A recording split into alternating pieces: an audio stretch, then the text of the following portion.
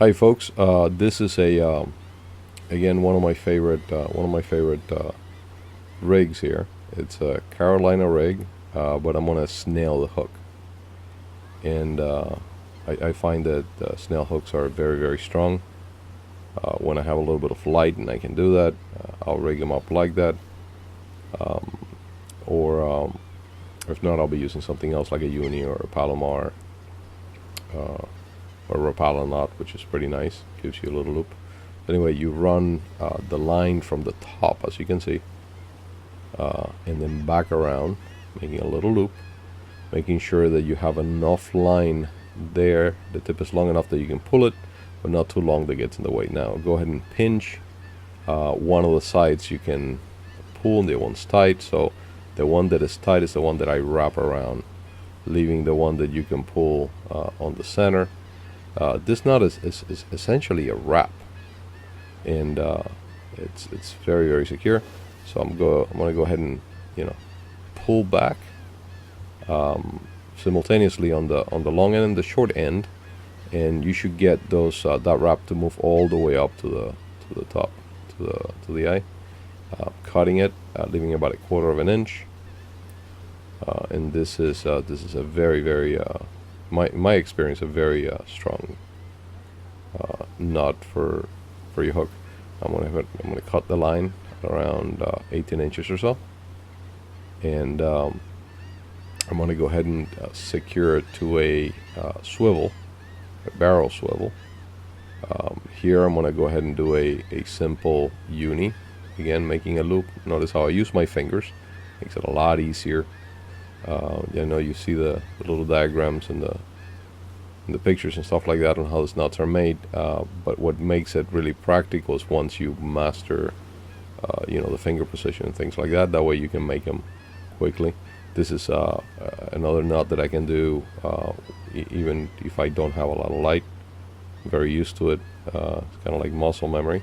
So making sure it's tight but not too tight so it still slides. And as I pull, I make sure I adjust the short end as well, so it's nice and tight. And I go ahead and I cut the excess again, leaving a little bit of line left, about 1/4 inch or so. Now I'm going to go ahead and I'm going to use an egg sinker in this case. And if you don't have an egg sinker, you can use a bank sinker, you can use a worm sinker. They all work. And I'm going to go ahead and secure the line again to the swivel, doing another uni knot. Again, notice the fingers.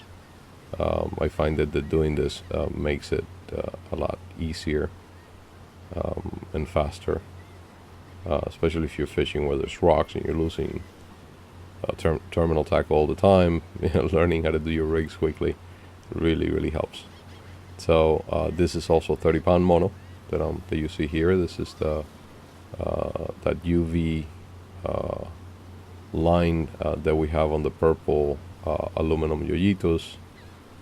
They're great for night fishing because if you have a little UV light, like I do, they just light up. They look like neon. So we go ahead and pull this. Even though you're not seeing me use lubrication, I do use lubrication. I use saliva when the line is clean, and when it's not, I'll use whatever I find. A little bit of water, what have you. But lubricating it and allowing it to slide easier allows you to make knots that are a little bit stronger because you don't distort the line so much. So I'm going to go ahead and I'm going to secure it back onto the reel, and it's a very simple procedure.